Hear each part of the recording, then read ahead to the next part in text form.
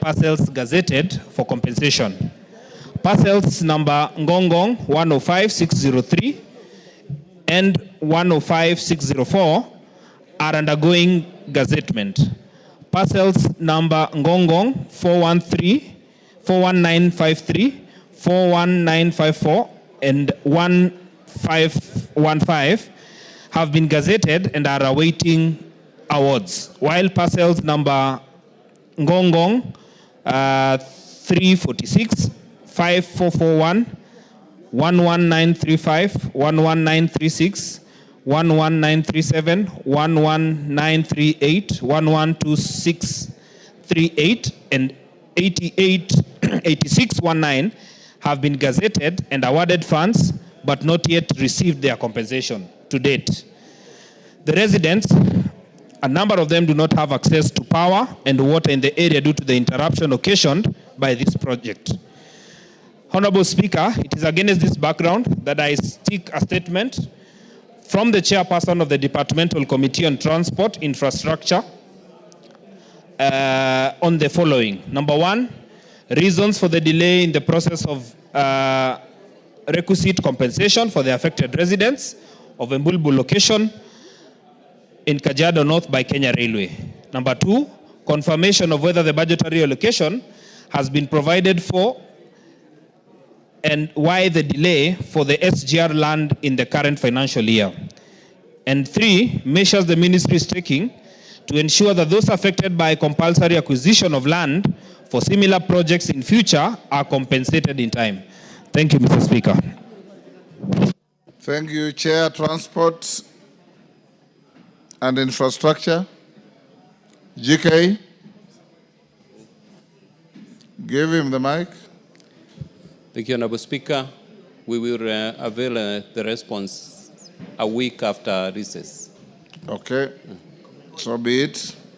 Wanjiku Muhia, Kipipiri. Honorable Speaker, pursuant to the provision of Standing Order 44-2C, I rise to request for a statement from the Chairperson of Departmental Committee on Transport and Infrastructure regarding the non-completion of the Gilgil Machinery Road in Kipipiri constituency.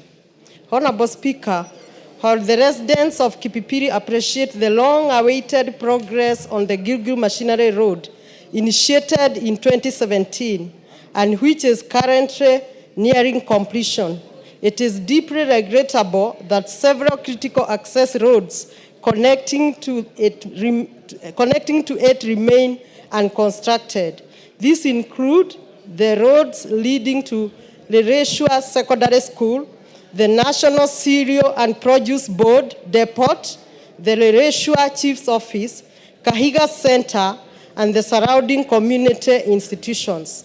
Honorable Speaker, during the public participation and planning phases, the local community was assured that these access roads were part of the original BQ.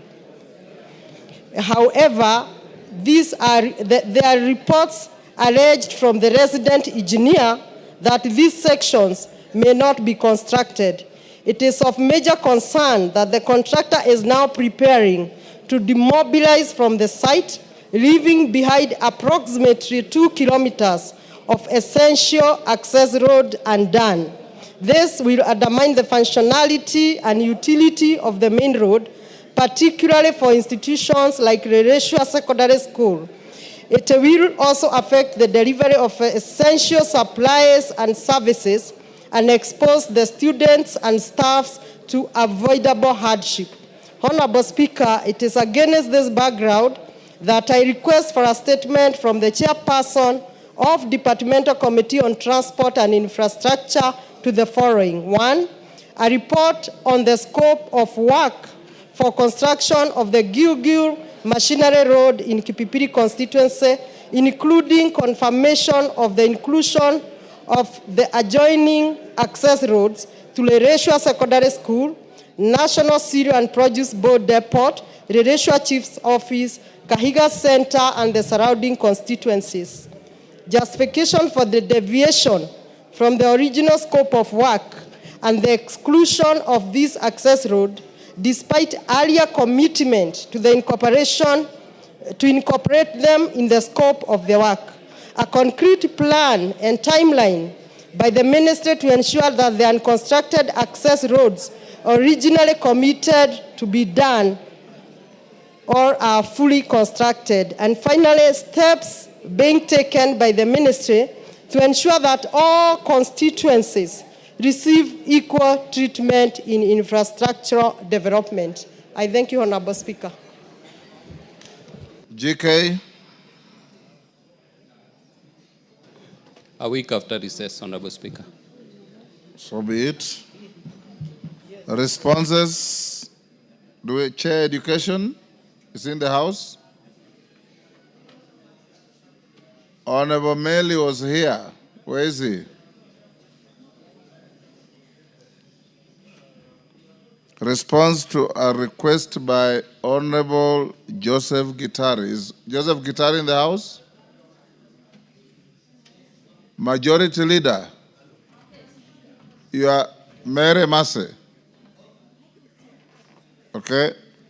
You have the response to Joseph Gitari. Go ahead.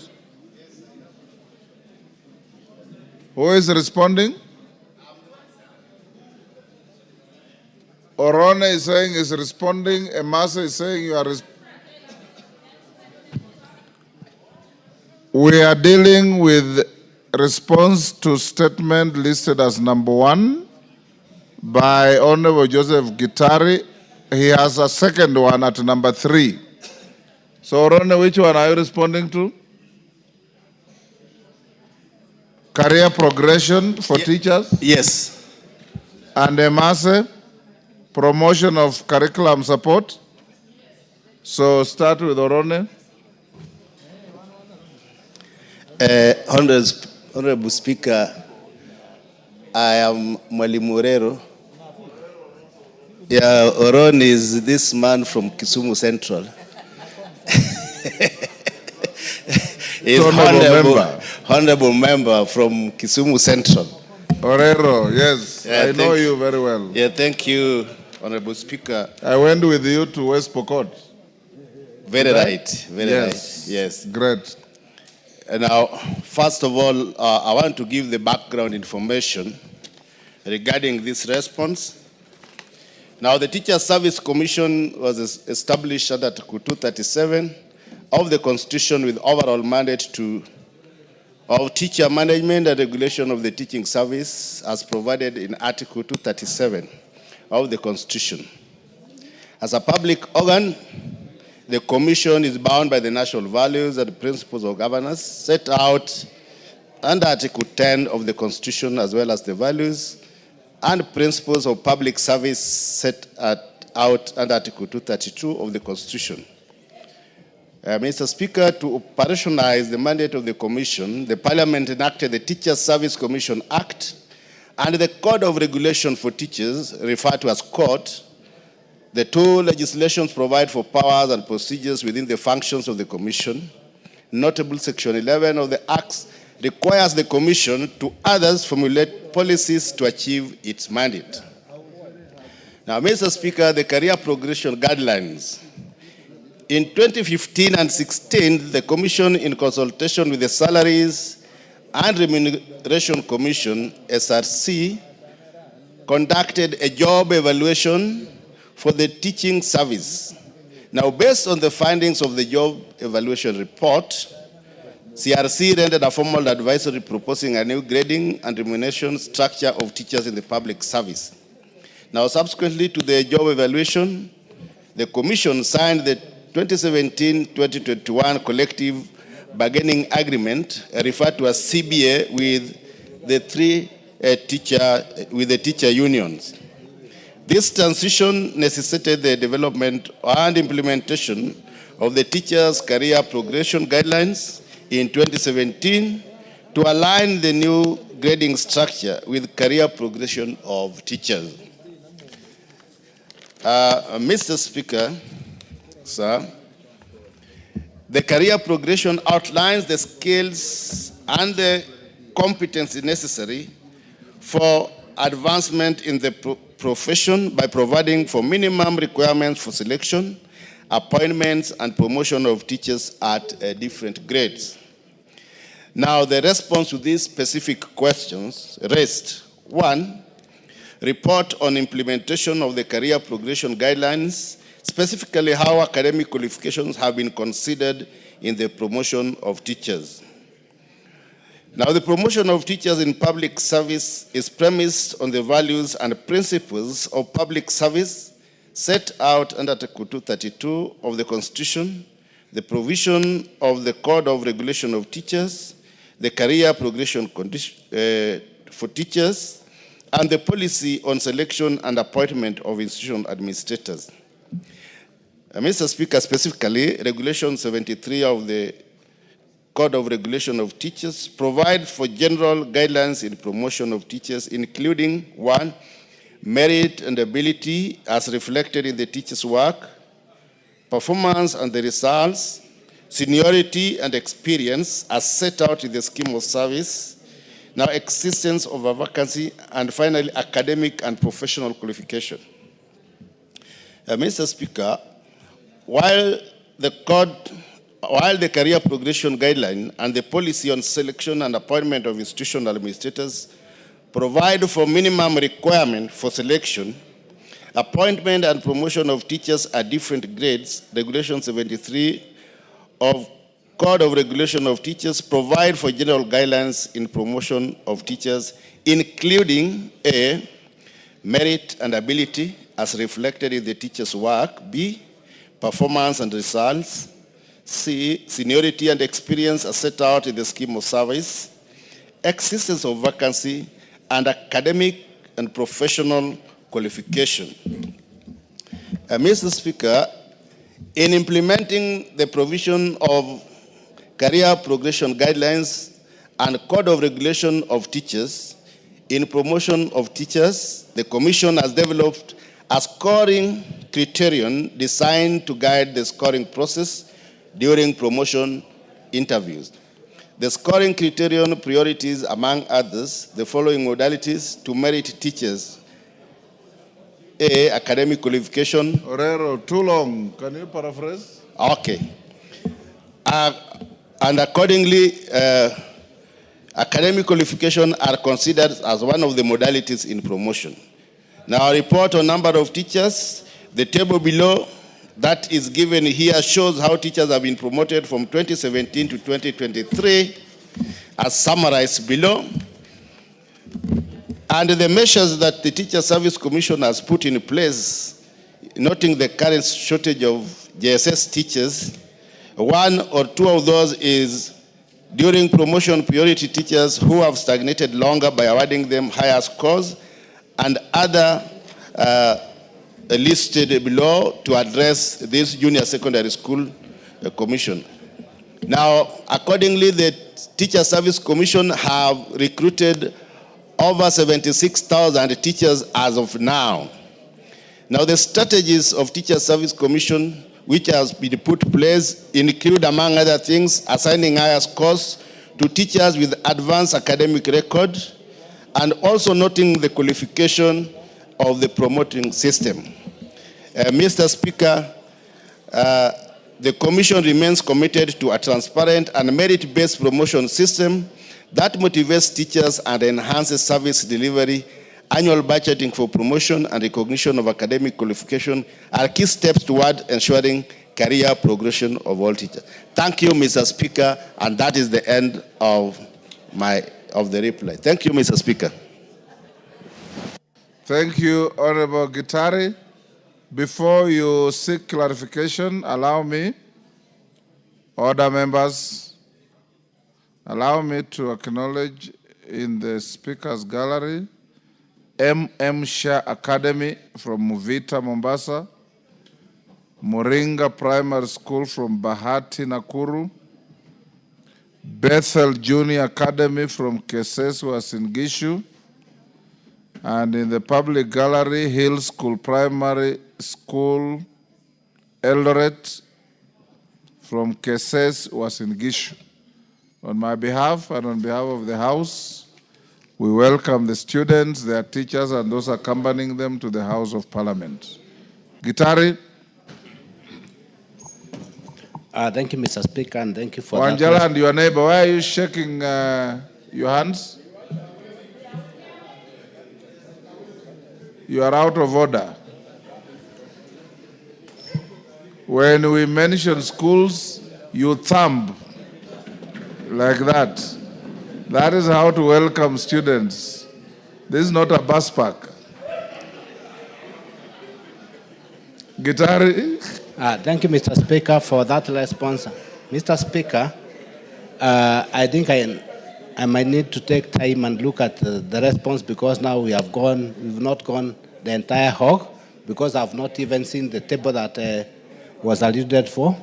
Maybe if I have other issues, I can follow up with the committee so that they can do any clarification. So for now, I would wish that matter less there. Orero, did you hear what he said?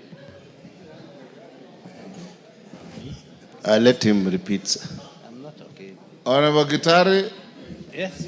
Orero did not hear you. Mr. Speaker, I've said that I'm happy with the response, but I might need to interrogate because I don't have the response, because like there is a table of the number of teachers. Huh? Yes. Have a look at it and then you can prosecute further before the committee. Yes, I can follow up with the committee in case of any other clarification. Thank you. I thank you. A response to Honorable Abdul Haro. Education. Is it Orero or Emase? Honorable Mary Emase, do you have a response to Honorable Haro? Honorable Speaker, is for Honorable Gitari again on promotions. It's the No, one I have. Gitari will come after Abdul Haro. Education. Orero, do you have the answer?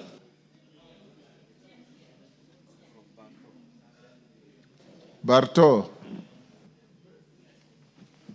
Committee of Education. I am not going to allow you to sit out there and share out responses when you have leadership. I'll allow you to respond, but tell your chairman to write to the speaker and indicate when he is not here who should respond to any statements to his committee. You have a vice chair. You cannot just sit out there and share out slots. And you come to the house, Emase is saying it is me, Orero is saying it's me. That is not how to run the house. Phyllis Barto, respond, but put your house in order. We stand guided, Honorable Speaker. I'm giving a response to a statement regarding recognition of madrasa education system within the Kenya National Qualifications Framework sought by Honorable Abdul Haro, MP Mandera. Honorable Speaker, Section 95, subsection 2 of the Basic Education Act 2013 provides for the making of regulations of the integration of the madrasa, duksi, and pastoral programs of instructions into the formal education system as appropriate to improve access and retention. As a ministry, we recognize the critical role that duksi and madrasa learning programs play in the education of the young learners of the Islamic faith. The integration of duksi and madrasa programs is not only a constitutional and statutory obligation, but also a necessary requirement to achieve equity, inclusion, and cultural respect in the delivery of education. In this regard, we are actively taking steps to ensure the integration of duksi and madrasa in our formal education system. The first key step was anchoring this in the strategic plan. As we speak, the National Education Sector Strategic Plan 2023-27 provides for the development of a Duksi and Madrasa policy and guidelines to ensure seamless implementation of this learning process. The Kenya Institute of Curriculum Development is currently finalizing a framework that aligns these programs with the national competence-based education while ensuring that the spiritual needs of all learners are respected. The ministry has held constructive consultations with Muslim religious leaders, education experts, county education boards, and civil society actors to ensure cultural and religious relevance in the design of this integration process. The involvement of this broad range of stakeholders is intended to ensure that integration is relevant from a religious and cultural standpoint and that it has acceptance. There have been challenges in the efforts to implement the Duksi and Madrasa learning programs. These challenges include the following. A, the absence of a standardized curriculum, since religious learning curricula in Duksi and Madrasa schools vary widely in content, methodology, and language, which complicates the harmonization with the national curriculum. Many Duksi and Madrasa instructors have not undergone formal teacher training recognized by Teacher Service Commission. This limits their eligibility for deployment in public schools due to lack of certified religious educators. And most Duksi and Madrasa institutions operate informally and lack adequate facilities for the integration within formal school settings, particularly in ASAL counties like Mandera, Wajir, and Garissa. However, the ministry is working with the stakeholders to address these challenges and to set the stage for the integration within the formal school settings,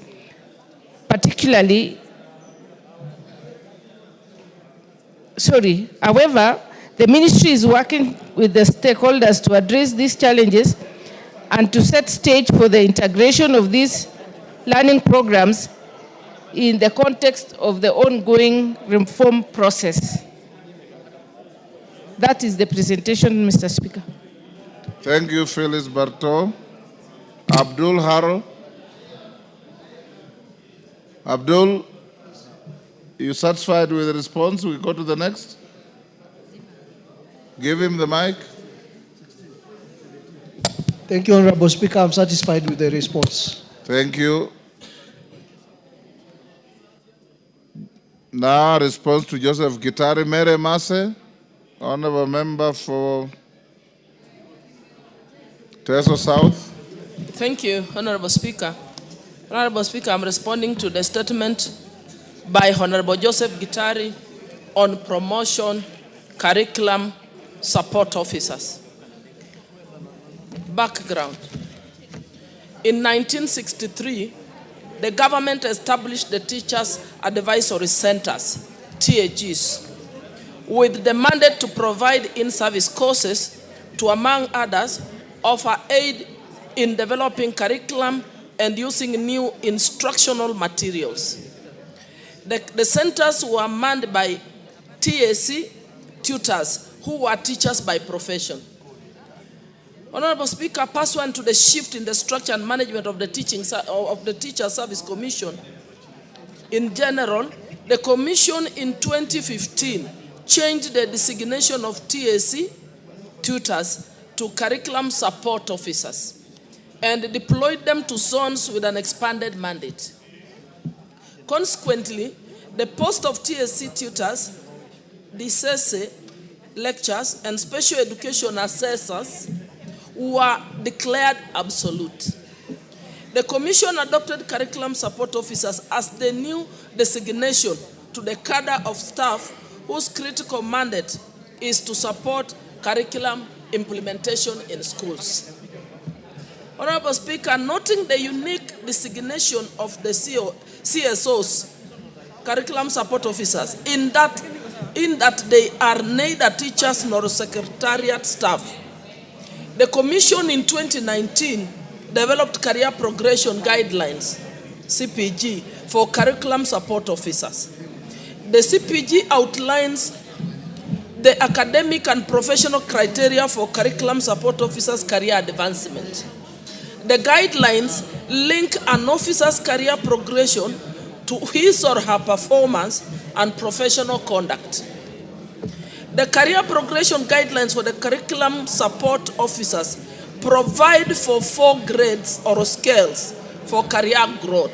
That is 1, curriculum support officer 2, 2, curriculum support officer 1, 3, senior curriculum support officer, and 4, chief curriculum support officer. I now move to the specific issues. A report on the steps being taken by the government to promote curriculum support officers due for promotions to the position of principal teacher management officers.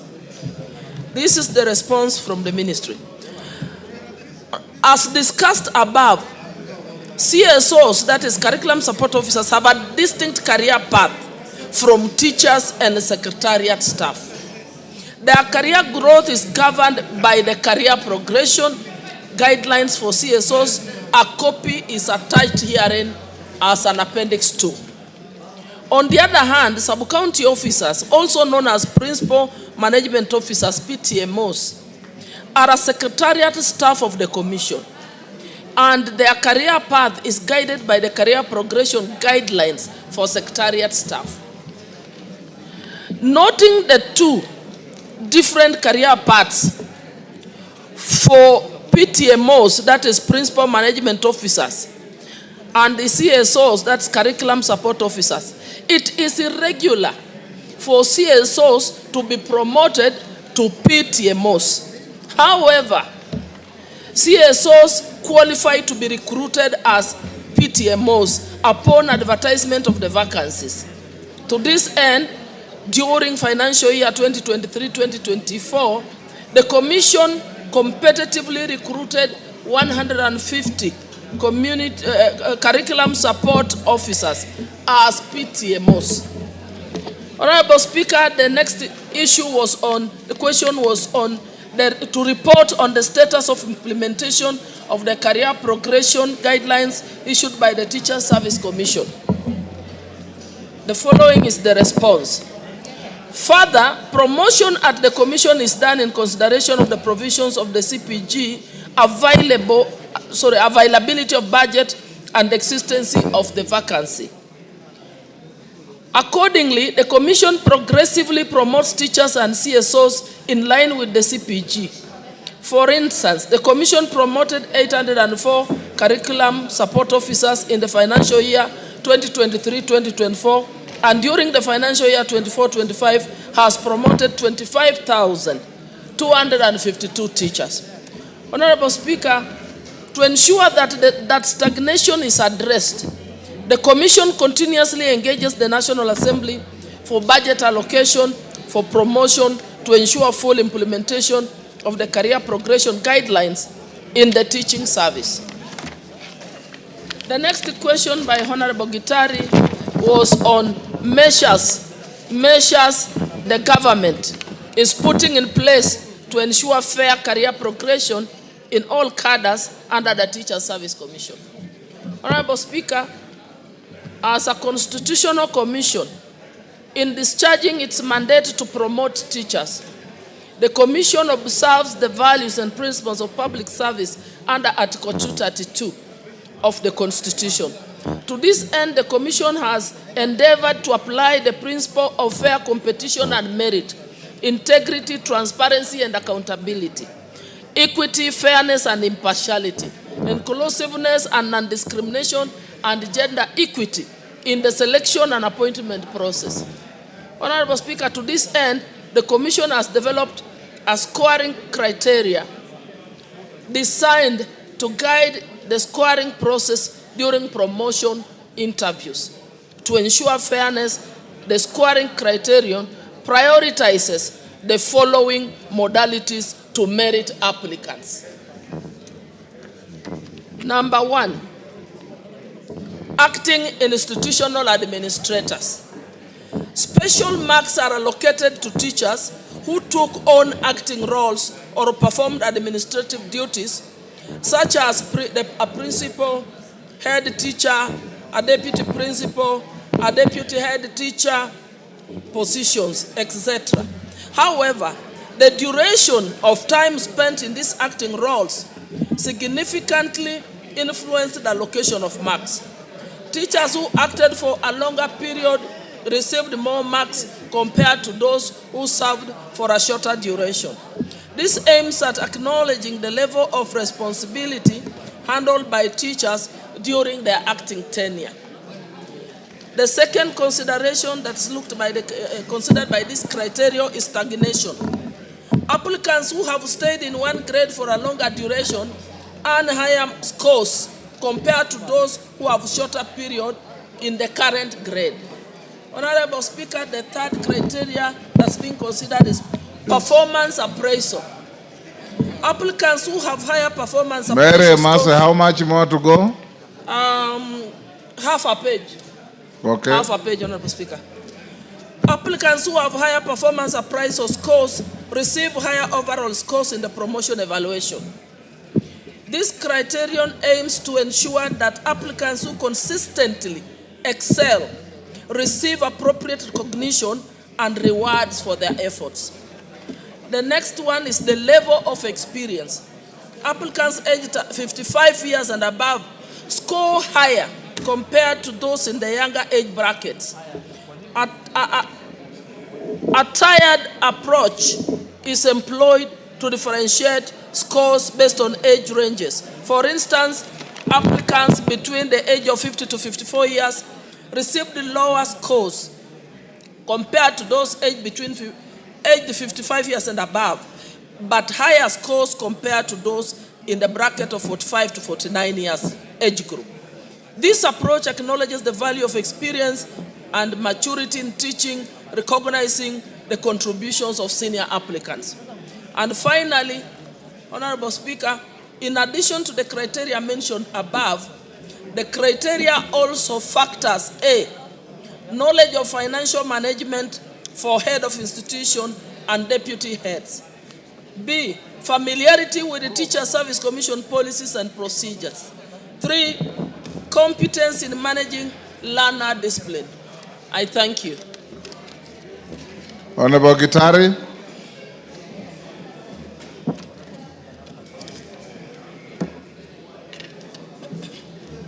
Thank you, Mr. Speaker. Mr. Speaker, as per the response, the TSC is keen on career progression for CSOs. Could we be informed the reason as to why TSC excluded CSOs from senior school CB Lituri if it has put any remedy on career progression? Mary Mase, do you have the competence to answer that? Honorable Speaker, I won't answer. I'll have to take the question to the committee and then we seek further clarifications. I think what we do, Honorable Gitari, you can prosecute your supplementaries before the committee so that they can be able to give you satisfactory response. Well guided, Mr. Speaker. Thank you, thank you. Transport and infrastructure. Response to a request by Honorable Patrick Munene. Is Patrick Munene in the house? Is Honorable Patrick Munene in the house? Is not. Honorable GK will skip that. John Kagusha. GK. Order that Kamukunji should be disbanded.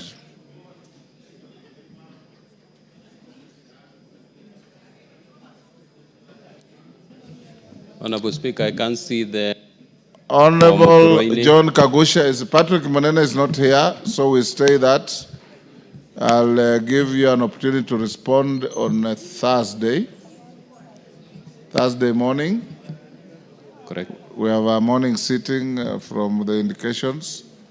Then you can respond to John Kagusha's road safety at Montezuma. Thank you, Honorable Speaker. Honorable Speaker, on Thursday, 10th April this year, the member for Mukurweini constituency, the Honorable John Kagushia MP, requested for a statement from the chairperson of the Departmental Committee on Transport and Infrastructure regarding the road safety at Montezuma Mona Lisa Funeral Home along Thika Road. The Honorable Kagushia in the statement indicated that the absence of designated crossing point in this area has resulted in a worrying surge in accidents and fatalities. Honorable Speaker, the Honorable Kagushia therefore sought to, among other things, establish a detailed report on the number of and nature of road accidents that have occurred in the area called Kabati near Montezuma Mona Lisa Funeral Home along Thika Road over the last 6 months, including contributing factors. B, specific measures being put in place by the ministry to address road safety concerns near Mona Lisa Funeral Home along Thika Road, including construction of a footbridge at the location to reduce pedestrian-related accidents and expected timelines for completion of these solutions. Honorable Speaker, the committee received a written response from the Ministry of Roads and Transport, which I now wish to make. Number one, regarding the number and nature of road accidents that have occurred in the Kabati area, the ministry submitted that in the last 6 months, there have been 13 crashes at the Kabati area along Thika Road, and most of these crashes occurred between 6 p.m. to 9 p.m. That is 30.8% of accidents, and 9 p.m. to midnight, about 23% of accidents. Number two, pedestrians are highest number of fatalities at 57.1%, followed by riders 28.6%, while passengers sustained highest number of injuries at 82.4%, followed by riders at 11.8%.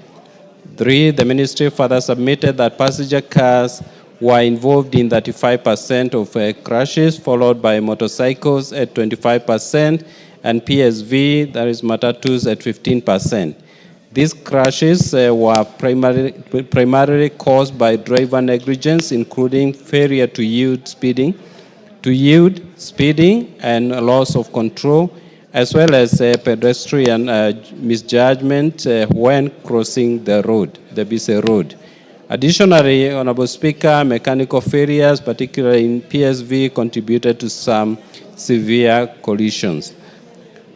Number 4, regarding the specific measures being put in place by the ministry to address road safety concerns near Montezuma Mona Lisa Funeral Home along Thika Road, including construction of a footbridge at the location to reduce pedestrian-related accidents and expected timelines for implementing these solutions. Honorable Speaker, the Ministry for Roads and Transport through the Kenya National Highway Authority and the National Transport and Safety Authority have put in place the following measures to enhance road safety at Montezuma Mona Lisa Funeral Home. A, with the need for pedestrian safety enhancement in the area, albeit as short-term measures, designation. Honorable Speaker, you may need to protect me because there are 2 members in front of me who are making very loud noise. Honorable Speaker, I have 2 colleagues who are not giving me peace in front of me. Order, Honorable Hillary and Justice. Thank you, Honorable Speaker. B, implementation of appropriate speed limit and usage of infrastructure, raised crossings, speed bumps, and rumble strips to encourage compliance. C, continuous awareness, that is educational campaigns on usage of helmets by riders and pillion passengers, and effective protective gear, especially at night and during low visibility periods to enhance visibility. And D, continuous awareness, that is educational campaigns for pedestrians to cross at the designated crossing points and use reflective protective gear to enhance visibility, especially at night and during low visibility periods.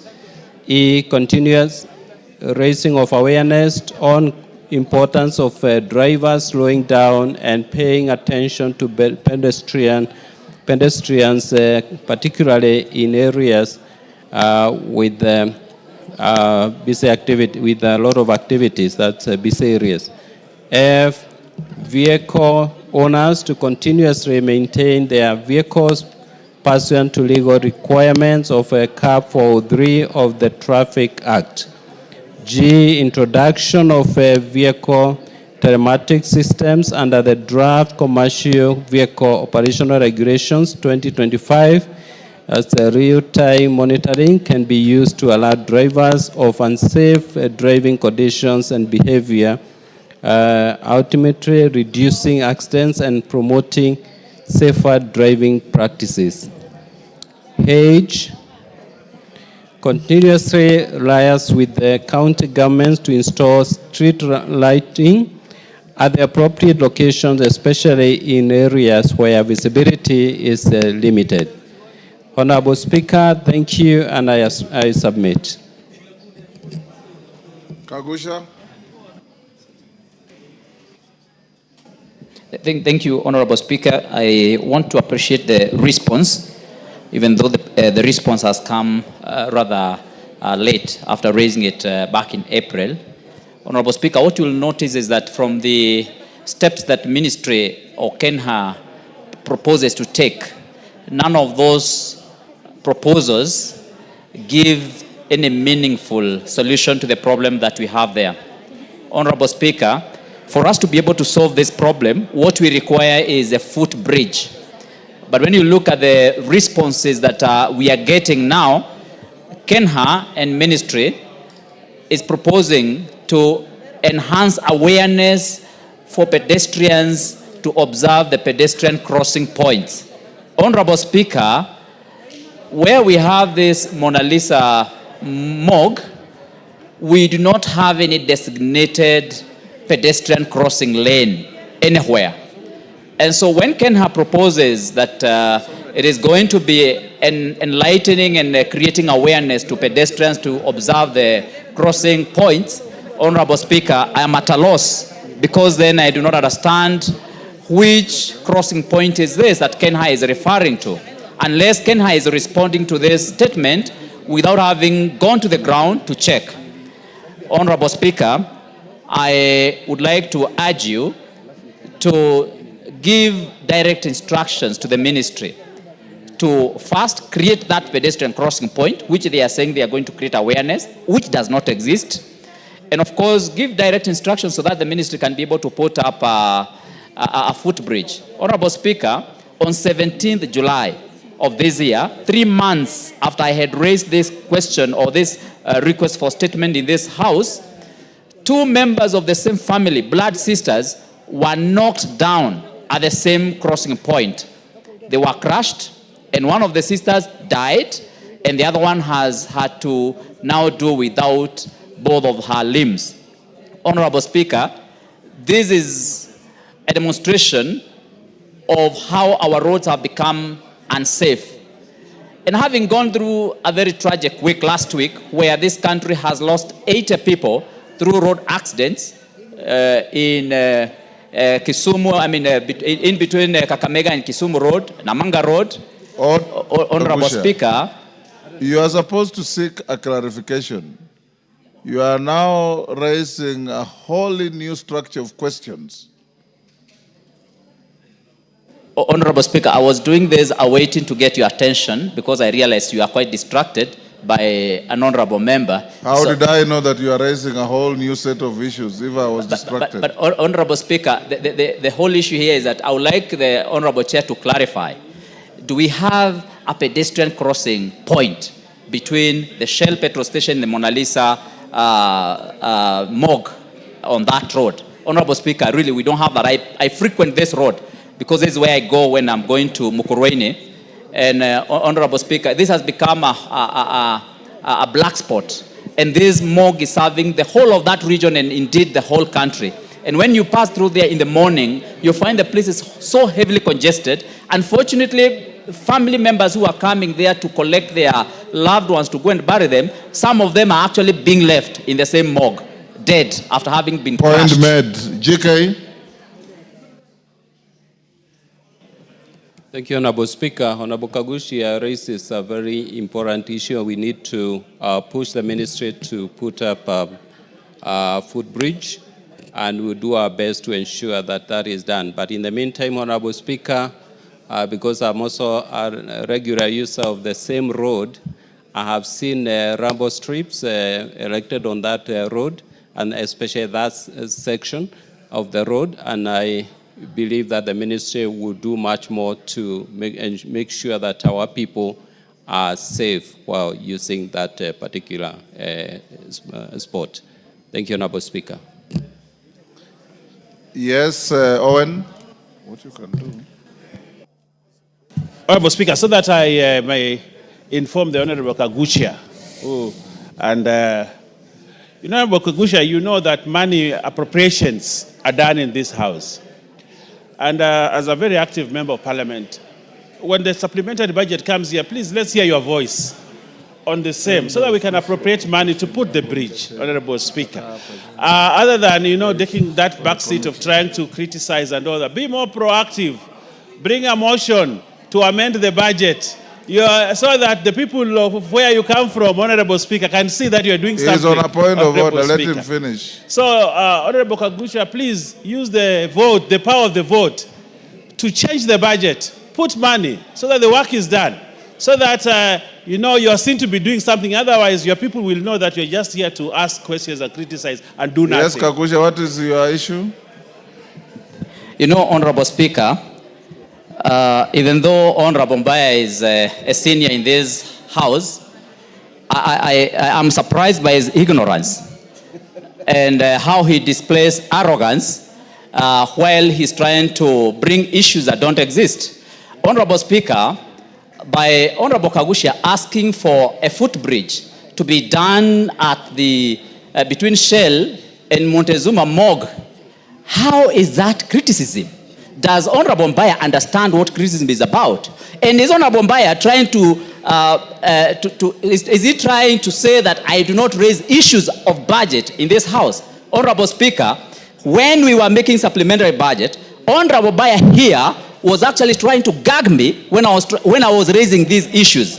And I want to ask Honorable Mbaya, in all fairness, you need to allow honorable members to execute the issues here without having to defend the executive. This House is not... Order, Honorable Kagushia.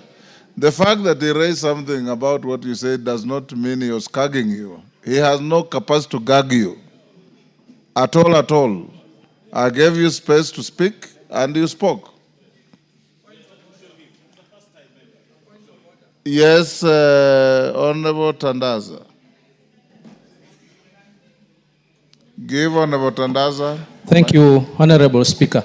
Is Honorable Kagushia in order to refer to Honorable Mbaya as Mbaya, and Mbaya means bad, while we know that he's not bad at all. Is it in order to refer to him as Mbaya, which means bad? He's not, he's out of order. We leave it there. Honorable members, I acknowledge in the public gallery Kaptien Comprehensive School from Konoin Bomet, Mukushune Primary School from South Imenti Meru, Al Irshad Integrated Academy from Garissa Township, Garissa, and Kapsitet Junior Primary from Sigowet Soin Kericho. On my behalf and on behalf of the House, we welcome the students, their teachers, and those accompanying them to the House of Parliament. Kemei, 1 minute. Thank you, Honorable. Pose a question. The President's recommendations to Clause 2 be considered. Chairperson. Chairperson, Lands Committee. Are you the one dealing with it, Honorable Chair? Go ahead. Thank you, Honorable Chair. Honorable Chair, I propose that Clause 2 be amended as contained in the order paper, just to add that when the committee considered the reservations as presented by His Excellency the President, the committee agreed and adopted all the reservations that were presented by His Excellency the President, and that's why we are proposing that this clause be amended as proposed.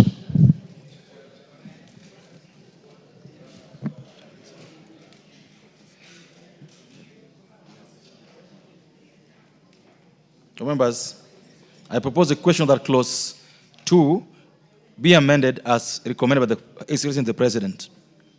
Go ahead. Chair, even though I'm fully aware that the proposed amendments or reservations by the President would carry the day just by simple majority, I think it is important that we put our voices to the implication of these, to the rights to property under Sections 40 of the Constitution, and the potential abuse that this can have to people who have already enjoyed proprietary rights over property, especially people with freehold. I think it is important that we consider the implication that this would also have on the economy itself, the banking industry where titles are held as security and collateral, and therefore, this amendment, the fact that we cannot raise 2/3, I think this House must be very cognizant of the implication that this would have to proprietary rights and to the economy and the industries. I would oppose it. Thank you. Member for Loima, you want to speak to this? All members, I therefore put the question that Clause 2 be amended as recommended by the President. Will last minute of opinion say aye? Will last minute of opinion say nay? The ayes have it. All members, it therefore goes without saying that the President's reservations and recommendations to Clause 2 are carried. President's reservation to Clause 3. Members, I propose a question that the President's recommendation to Clause 3 be now considered. Chairman, Lands Committee. Thank you, Honorable Chair. I propose that Clause 3... You beg to move that? I move that the Clause 3 be amended as contained in the order paper. Chair, what we have is just about clarity and aligning the clause to the Constitution. So when the committee considered this, again, we adopted, because it was just giving sanity and cleaning that particular clause. There was nothing major, including even Clause 2. Clause 2 was talking about the limit, the 5-year limit. So it didn't have a lot of implications, and we were even proposing that once we are done with these amendments, we can still revisit and see whether we are able to give that extension. There is provision within the clause that if NLC so feels that they need an extension of the same, then we should be able to do that. I move. Thank you. Members, I now propose a question that Clause 3, be amended as recommended by the Excellency of the President. There's no contribution on this. All members, I therefore put the question that Clause 3 be amended as recommended by His Excellency the President. Will as many other opinion say aye? Will as many other opinion say nay? The ayes have it, with the result that the President's recommendation for amendment of clause 3 of this bill is carried.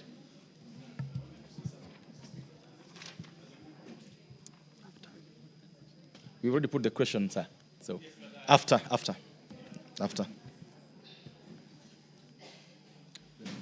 Not now. You're gonna get a chance in the coming. So the mover, Honorable Nyamoko, you have to move for reporting the whole House. I'm sure you have the. Honorable Chairperson, I beg to move that the committee do report to the House its consideration. Obaya, are you not the mover of this bill? No, it's because you called me. Because Honorable Nyamoko is just the chair of Lands Committee. Yes. Now, this bill was moved by you, not so? Yes. So this is your opportunity to move for reporting. That's okay. Thank you, Honorable Speaker. Honorable Speaker, Chairman, Honorable Chair, I want to, say, let me move fast, then I say. Let me move fast. Let me move, yeah? Honorable Chairperson, I beg to move that the committee do report to the House its consideration of the President's reservations to the National Assembly Land Commission Amendment Bill, National Assembly Bill number 43 of 2023, and its approval thereof without amendment. Honorable Speaker, Honorable Chair, while we know the limitations we have as Parliament when dealing with presidential reservation, we respect that because it is constitutional, Honorable Speaker. But the amendments that have come in, Honorable Speaker, just like Honorable Oluoch was talking about, have certain implications both in law and constitutionality that, Honorable Speaker, we as a country we may run into some trouble, Honorable Speaker, as we move forward. While some of the amendments provide clarity and they're very good. For example, the amendment, Honorable Speaker, on the issue of publishing in the Gazette notice, which I agree, or the amendment on a person may register determination, because the National Lands Commission has had that problem, that a determination is done and then no action is taken because NLC will say, no, we need a court order on the same. But now we are providing clarity, and I thank the team that worked on this to say now, when a determination is done by National Lands Commission, the beneficiary of that determination can now go to court and register that determination, which I think is an improvement. Thank you, because for many times, you see, National Lands Commission determinations have been ignored, but this registering it gives it force of law, which is very important. Honorable Speaker, Chair, again, the Commission... You know very well, the Honorable I understand, but allow me some latitude. This is not the stage to do that. Okay. You know that very well. So I beg to move, Honorable Speaker, thank you. That we do reporting to the House. Thank you. Thank you. Members, I now put the question, which is that the committee do report to the House its consideration of the President's reservations, the National Land Commission Amendment Bill, National Assembly Bill number 43 of 2023, and its approval thereof without amendments. Will as many of the opinion say aye? Will as many of the opinion say nay? Ayes have it.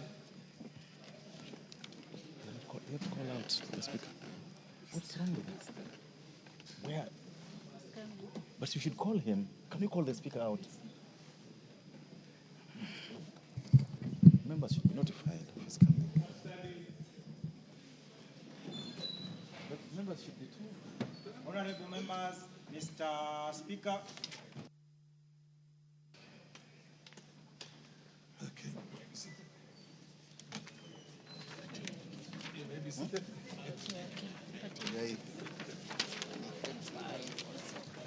Just give him any other.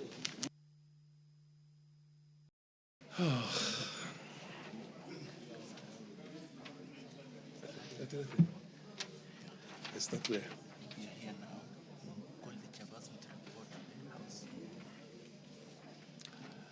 I call upon the chairperson to report to the House.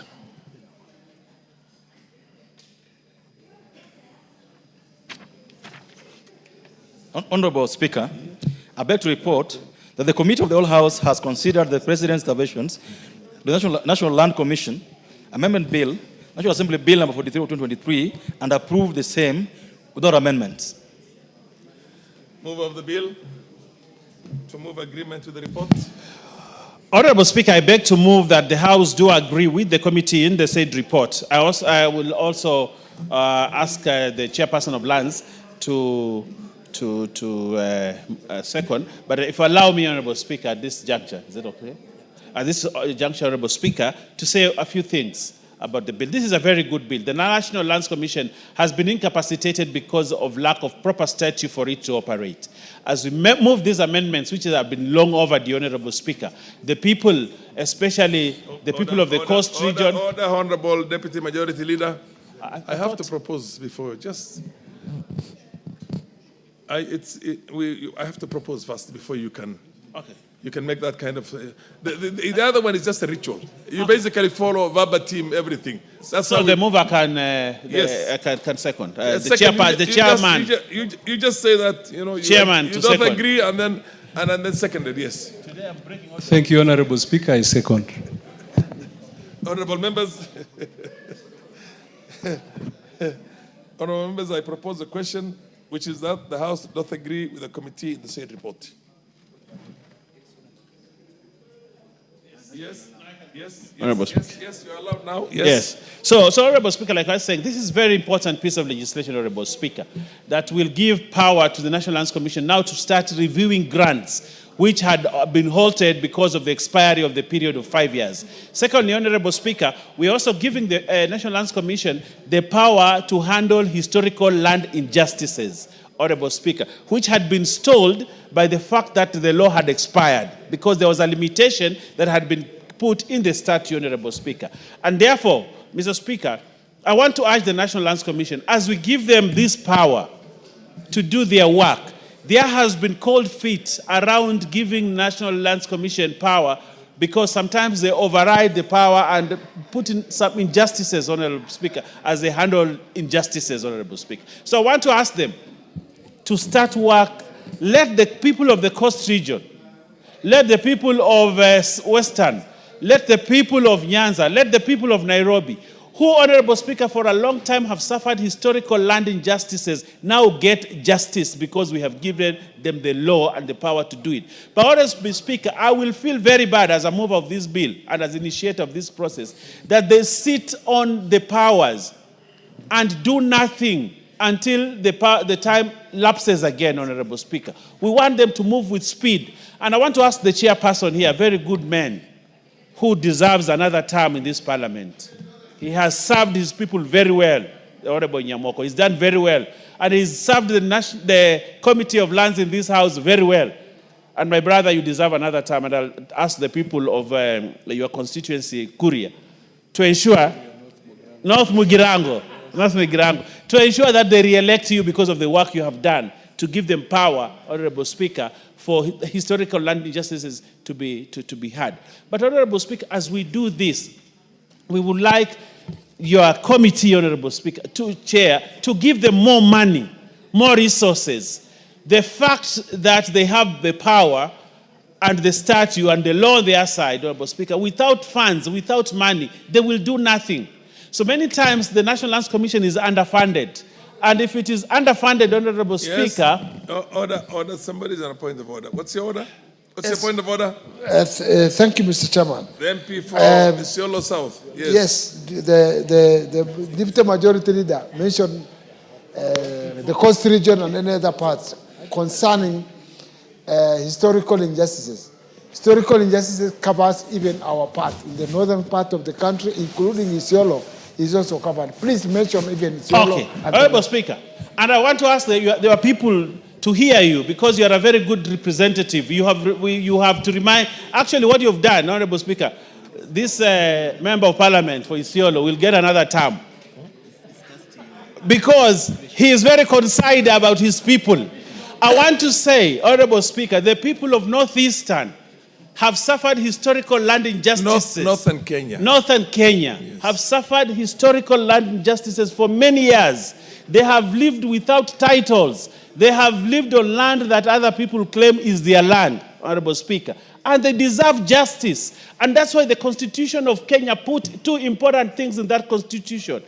One, that historical land injustices be reviewed, Honorable Speaker, and also they put the Equalization Fund so that the region of northern Kenya, Honorable Speaker, can be at par with the other regions, Honorable Speaker. And if, Honorable Speaker, we do not handle the issue of land injustices, there is no way even Equalization Fund can bring equality. Land ownership and land tenure system, Honorable Speaker, is what we require first for us to advance our societies, our communities.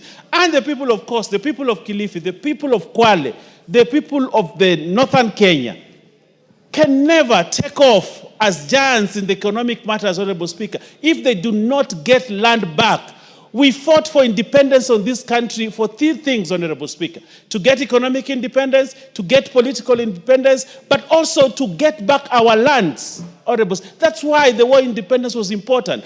But some regions, Honorable Speaker, got 2 things, got 1 thing only: political independence. But they have been denied economic independence and they've been denied their land. This law, Honorable Speaker, and I'm very passionate about this, is a precursor, is one big step towards ensuring that the reasons why we fought for independence in this country is achieved. And I am happy today that this 13th Parliament is midwifing this law, Honorable Speaker. And as we move, Honorable Speaker, on this matter, I want to say this. Although the presidential reservation, we support it because of the thresholds, constitutional. But there is one thing, while I will agree with it, but principally, Honorable Speaker, the Supreme Court ruled you cannot limit a right by virtue of time. A right is a right. If you are denied your right this year and you come and claim it 2050, it will still be a right. But what we have, but the presidential memorandum, Honorable, has introduced the aspect of time again, capping it at 5 years. So if something was done to me and I come to realize this was an injustice 10 years from now, what do we do? And the Supreme Court made a ruling, Honorable Speaker, that we cannot deny a right, somebody's right, by virtue that time has elapsed to lodge a complaint. But because of the constitutional threshold, we cannot overturn. But I also like what they have done. They have said Parliament can review and give more time. Although it's not something that I really wanted. Deputy Majority Leader. But I want to say, I want to thank this Parliament. I want to thank you, Mr. Speaker, for allowing me the time to speak. I know when I talk about Northeastern, it touches you, your heart. And I want your heart to continue to be touched, Honorable Speaker, by such things. Otherwise, I rest my case and I thank you, Honorable Speaker. Order. Are you on a point of order? No. At this stage, it's allowed, yes, but only a small leeway. But if you insist, and you all want to be watched by your constituents back at home, I'll allow the Honorable the Narok MP and Karole Omondi. Are you asking for yourself or are you asking for somebody else? Are you okay? Proceed, Honorable Oluoch, and then followed by Karoli, and then the MP for Narok. And honorable order. Honorable members, and please just take a minute. I know it's a very touchy issue. That's why the chair is willing to give a certain leeway. And land is a very passionate thing in this country, and it rightfully is. But let's just take 1 minute all so that we can conclude this matter. And Speaker, I want to thank you is for that Tandaza at that end there?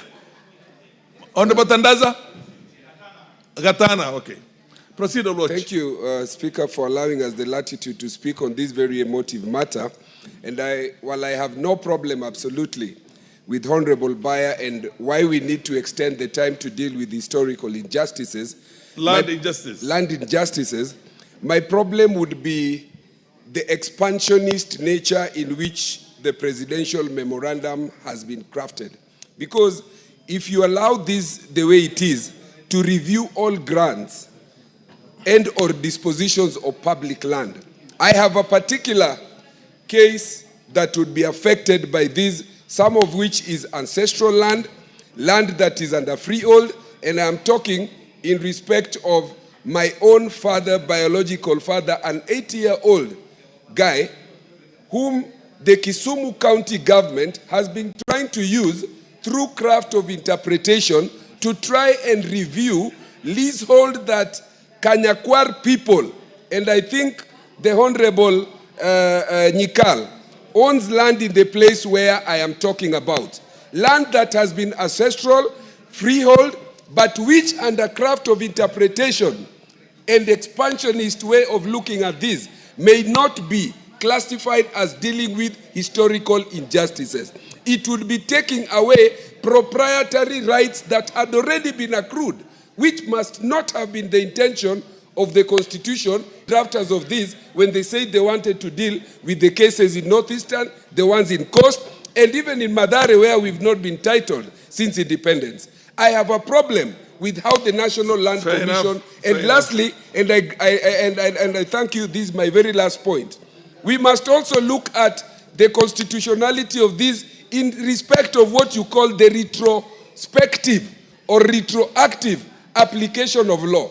How do you pass a law today to roll back the rights that have been accrued 20, 30 years ago? Fair enough, Karoli. Thank you, Right Honorable Speaker. When this is not a new clause, actually, it was there before. And the reason why it was there was to deal with illegal disposition of public land that had occurred before the new Constitution of 2010. So what we are trying to do is to give it another 5 years to exist. The problem is the sunset clause was introduced so that there can be certainty of legal titles as a function of the general economy. And by keeping to extend the sunset clause, we are creating uncertainty. So we need to be very sure, what is it? There must be something that somebody forgot to take to the attention of the Commission for review. And it is something to do with public land, but it has been misinterpreted even to lay claims on certain parcels of land owned by various other bodies.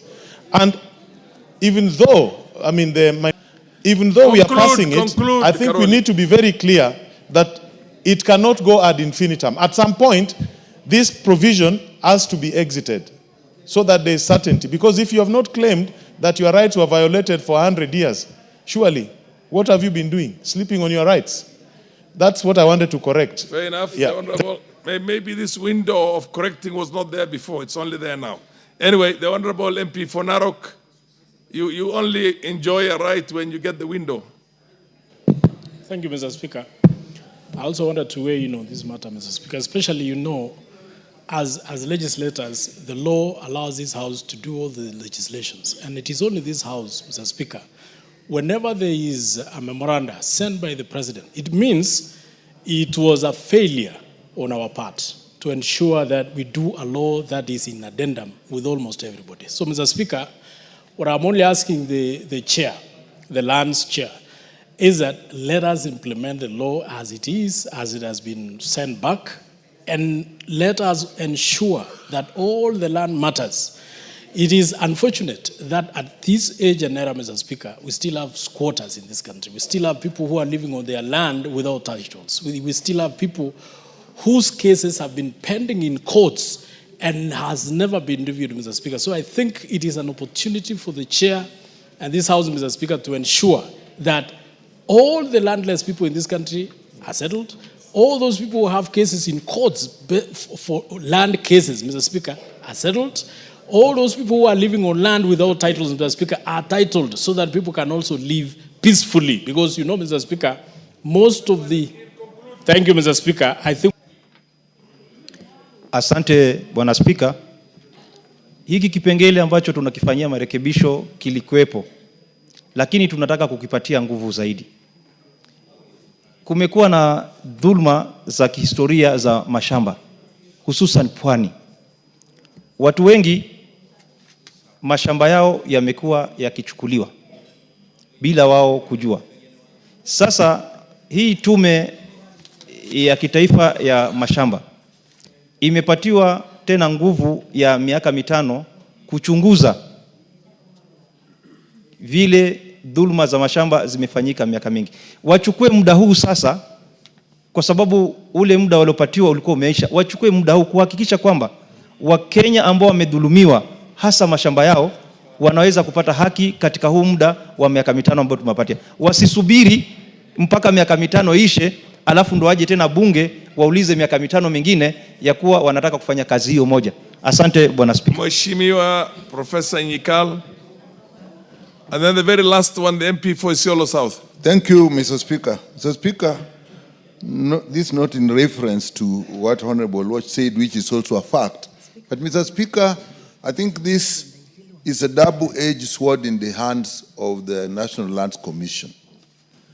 Whereas it is quite acceptable, and I agree that where there were historical injustices, but it also presents opportunity for abuse, where land that actually had been owned, the proprietary rights who have been there for years, now can be claimed back. And my concern, and I want to say this for the records, my concern are public institutions, particularly schools, police stations, and so on, where community members long time ago actually gave land for schools to be built, for police stations to be built, and other institutions and colleges.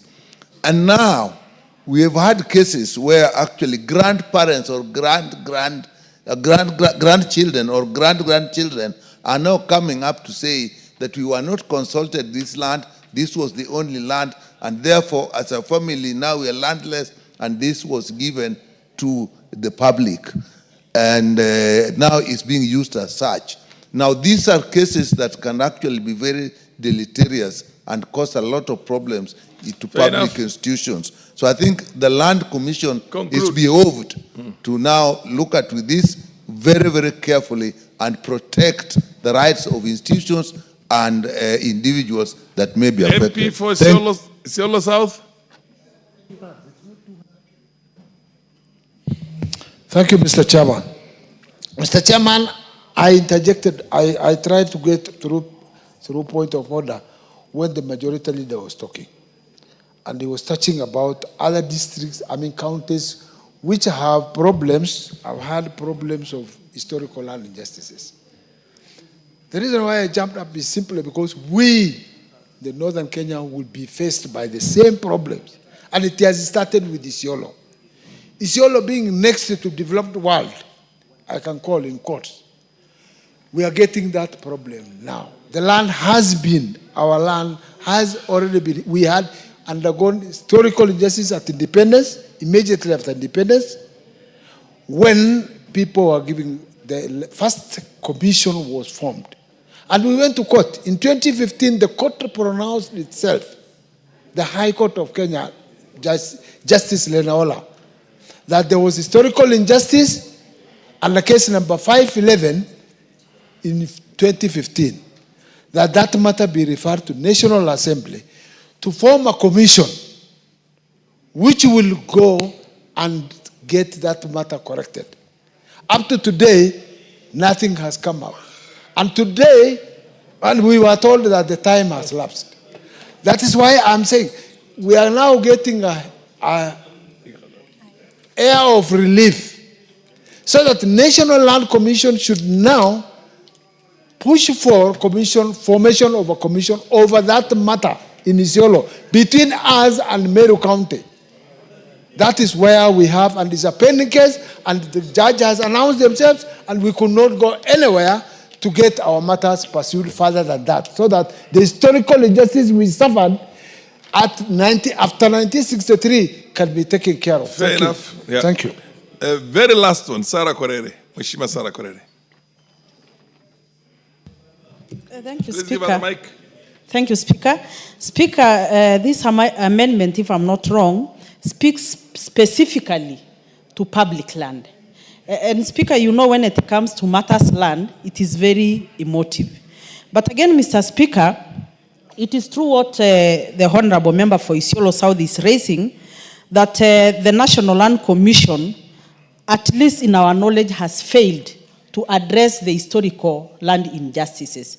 But Speaker, having said that, there is public land, especially in northern Kenya, where we all come from, where the government had allocated this land to public institutions, regardless of the need of the locals of those areas. And most of the times, Mr. Speaker, like the Leparua land, you find that the Kenya Defense Forces has been given so much land, and the local communities are killing each other because of the scarce resources. You know, if you look at the KDF today, there is so much grounds they can go to train. The Suguta Valley. Why should that be a no-go zone area for the KDF? They have everything it takes to flush out those bandits there and go and train in Suguta Valley. They can go train in Mgogodo Forest.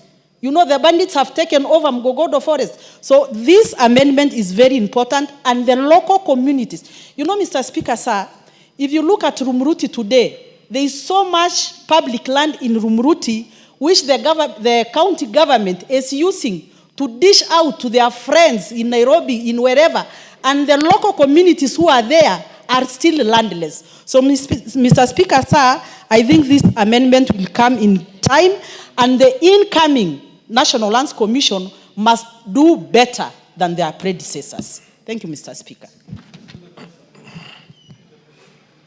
Jamatian, you came late. What happened? Serious. 1 minute.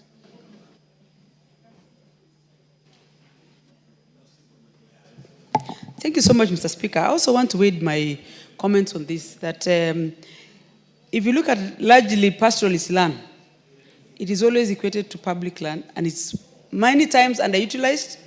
But if you look at the recommendation of the Commission, most people who live in those lands suffer a lot. In question, we have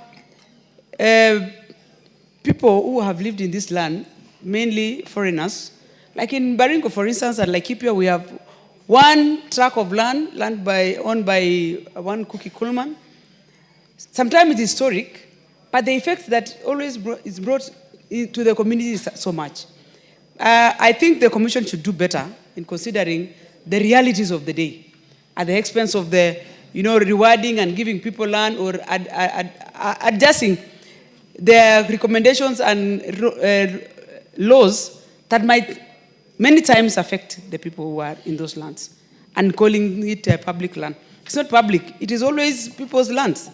Call public because probably it's not owned privately. Thank you, Mr. Speaker.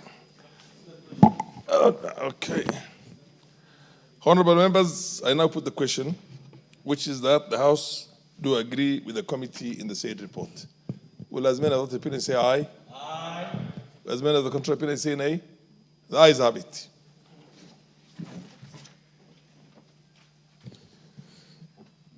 Next order. Who is on a point of order? The MP for Isiolo South. My order, mine is something different. I think almost a month ago, before we went on recess, the last recess, I raised the question about insecurity in Isiolo. And that matter was referred by the Speaker that it should come up, the answer should come up 1 week after the recess. And we are in 2 weeks. We are in 2 weeks now after the recess, that recess. I want to bring to your attention at least... The Honorable Tubi. Yes, sir. Whereas I do understand and appreciate the gravity of insecurity anywhere in this country. Whereas I do understand that challenges are many in Isiolo. This was supposed to have been raised at order number 7. Sorry? We're now on order number... No, I'm just trying to bring that matter should be brought up because yes, it has but delayed. You should have raised it at that time. It has. But nonetheless, honorable members, I've heard you. Is the chair of the committee in the House now? He is not in the House.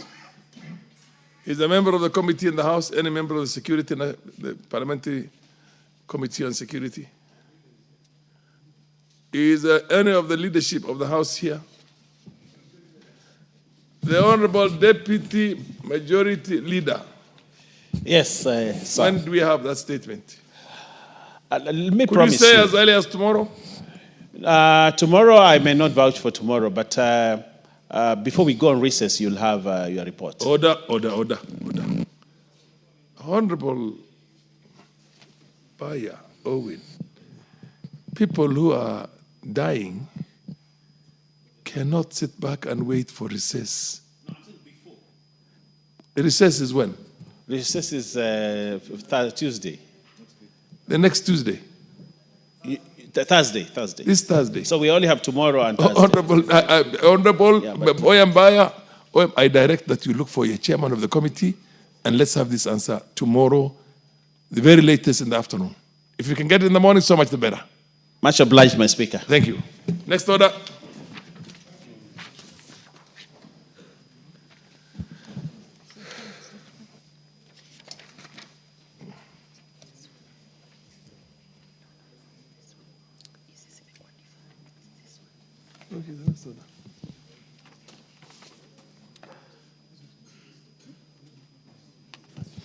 Order number 12, motion. Consideration of fifth report on examination of financial statements of selected state corporations. Order number 12. Order number 12, Chairperson, Public Investment Committee on Social Services, Administration and Agriculture. I do understand that he has communicated to the clerk's table that this matter be deferred to an appropriate date in the future when he'll be in a position to prosecute it. Next order. Order number 13, the Computer Misuse and Cybercrimes Amendment Bill, National Assembly number 41 of 2024. Second reading. The Honorable Aden Mohammed, MP.